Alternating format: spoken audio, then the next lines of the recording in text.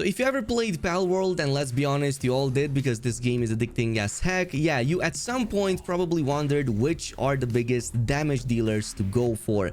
Well, today we're going to explore 10 of the best damage dealers in PALWORLD that you should go ahead and take up right away. And I'm talking about some amazing ones that are strong right off the gate with minimal point and skill investment. I'm talking about ones that you can immediately get into your party, form a dream team, and they will absolutely dominate right away. Now, obviously, there's one thing you should probably know, and that is the fact that breeding can still absolutely make anything overpowered. And if you crossbreed enough, you can literally pass down legendary traits and eventually even turn a chickpea into something that's absolutely crazy. So that's going to be one of the things you're going to be doing at the end game or even before that. But now I'm going to focus on the ones purely very strong right from the very beginning. So let's get started with a few of the options. At number 10, Warsect is definitely a very good option right there. He was consistently one of the best options that I played around with, and it's actually really awesome because you can get this very early. It's actually one that you can fight right here very close to the Gopfin turf. So you can get this by level 30 and already get a very strong damage dealer that also has a lot of tankiness. So this is one of the highest defense kind of pals in the game, but he also has a very good attack power, even if you don't use stuff like ferocious, which I am right now, but he can get easily into like 550 and still deal a lot of damage with his stone abilities. Especially the rock lance can be a very solid option, but he is both a ground as well as a grass type, so he can literally fit both of these. But he also has a very interesting special ability, so he applies fire damage to the player's attacks when you have him out. So this is going to help you a ton if you fight and want to have some extra damage for that.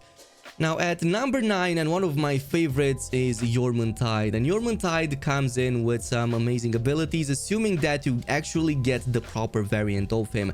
So yes, you can totally breed this specimen from very early on. There are many ways to get him, like pre-level 30, even pre-level 25. However, you're going to eventually want to look out for the actual Lord of the Sea variant, which is the level 47 that you can find right here up west. So this Jormuntide comes with a special ability that already makes this very strong variant even stronger. So he has Lord of the Sea ability, and what this does essentially is that this is going to turn him into an absolute killing machine, because his water attacks are now going to deal even more damage by about 20%. So if you can breed this guy with some ferocious, aggressive, and maybe even some lucky stats, or maybe even the legendary, if you can pass it down to him, you can literally get some very strong opponent right here. But even like this, he can easily get an almost 600 into attack, and his defenses are not too bad. And especially so, he comes with some very strong abilities right out of the gate. So his hydro laser is literally one of my favorites. He does this like aqua gun that completely destroys everything in its path, especially if you place it against something like fire creatures. Also aqua burst, you can also cast lightning strikes and all of that with the tri-lightning. This is out of the gate, by the way. But also he prevents stamina depletion while moving over water, so he's an amazing option to have if you want to swim with somebody. So you can totally ride this and just have it like that on water. Now at number 7, we have Shadowbeak, and he should have placed much higher. However, that's because there are some even better options out there. But this is like the perfect mount. It's both amazing at damage and it's both amazing at run speed. As you've seen probably from yesterday's video, which you should probably go ahead and check out, he consistently came in like top 5 when it came to running and of course sprint speed, especially when it comes to flying sprint speed. But he comes with a Divine Disaster and the Nightmare Ball. All of these are some amazing darkness abilities. So if you want to fight something that is weak against darkness, like any sort of normal type, you can definitely bring this in combat. But Divine Disaster is by far my favorite. You do this really big long charge, it leaves behind some of the spheres, and each and every single one of those like dozen plus spheres will completely annihilate and target enemies. This, by the way, can also be used while riding this flying mount, so this can be a very good option to gain a ton of speed. Plus, unlike other similar abilities, it doesn't stop the animation dead in its tracks right at the end, so you can resume flight right from that point on. Plus, you can also use the shift, but yeah, amazing damage, great overall.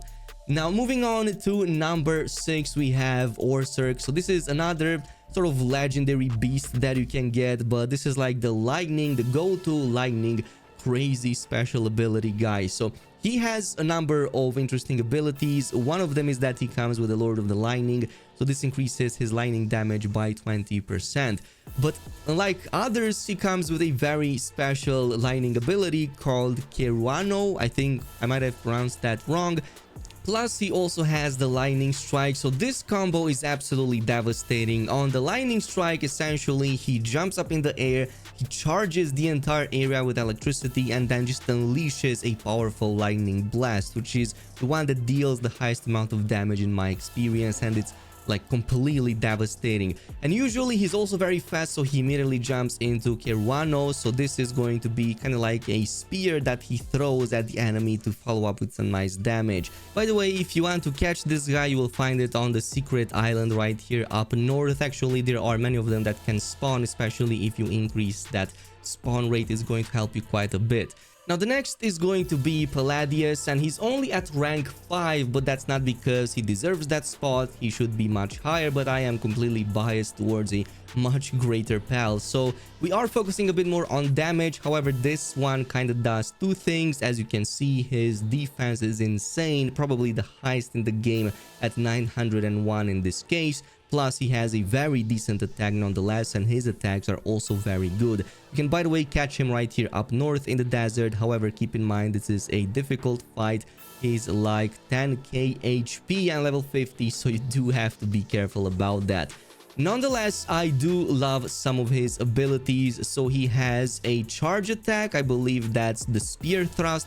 So he's going to charge up, hold up his shield, and then just charge up with that big spear of his that is going to just push everything out of the way and also deal some good damage.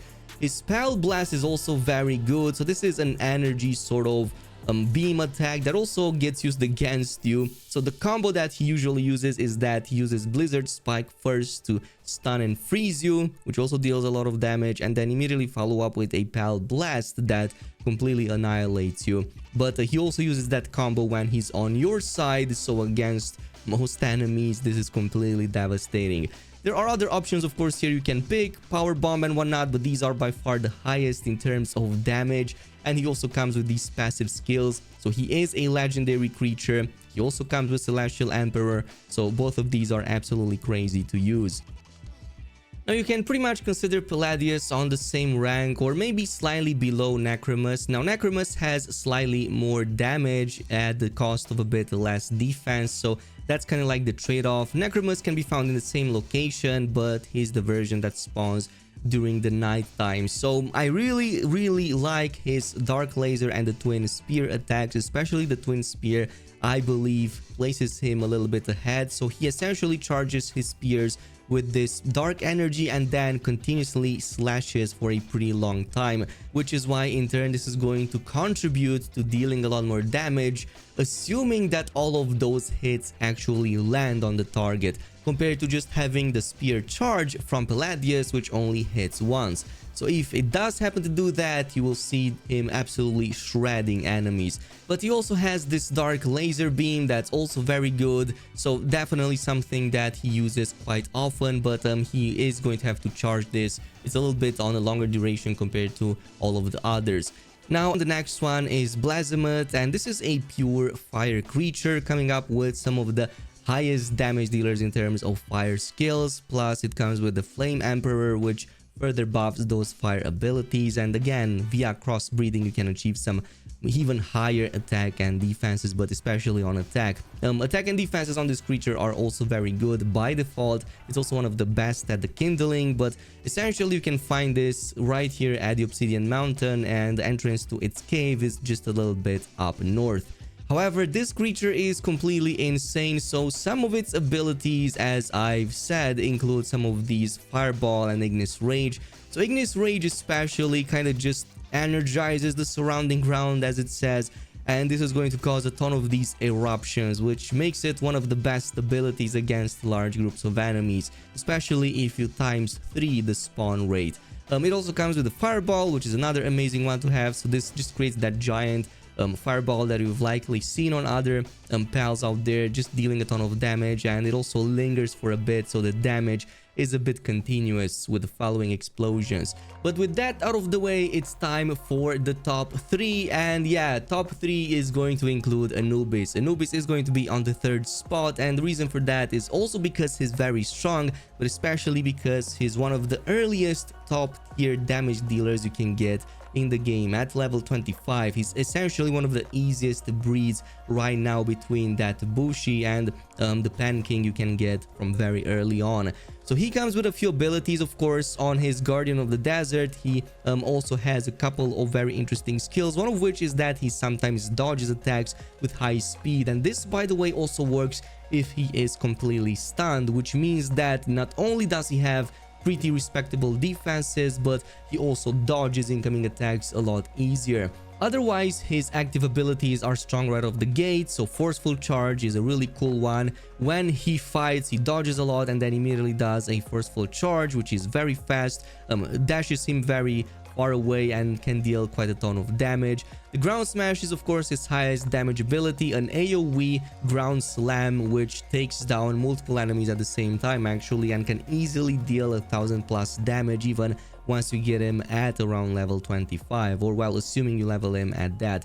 And finally, on the 2nd and 1st spot, obviously it had to go to the legendary dragons, so either Jetragon or Frostallion depending on your choice. I placed Frostallion higher, but the Jetragon is also really good. So again, this doubles as a flying mount and has some of the highest speed in the game, but his Dragon Meteor, the Fireball, and Beam Comet are all some of the strongest in the game. The damage on these things are absolutely crazy.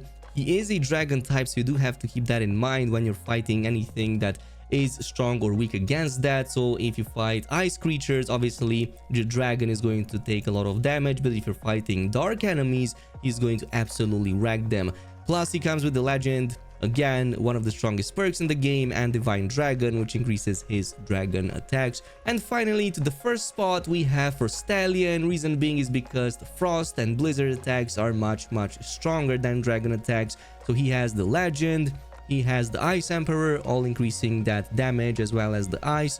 Plus, you can find him right here in the Snowy Mountains, and in the case of Jetragon, you can find them in the Obsidian Mountain. So right here, both of them very far west and pretty much one beneath the other. But I would say that Frostallion deserves the 1st spot simply because he has the Blizzard Spike, so this immediately stuns most of the targets, and what he usually does is that he immediately follows with the Crystal Wings right after, which are again going to absolutely wreck enemies. Again, as long as you don't fight fire creatures, you should pretty much be capable of destroying absolutely everything with it, but its defenses, as you can see, are also really good. And yeah, that's pretty much it with the best spells in the game. Let me know down below if I missed anything or if there are any other species that you might know of. Of course, there are many more that you can create, but these were consistently the best when it came to pure on fighting right out of the gate. But this is it. Thanks so much for watching, and I'll see you in the next video.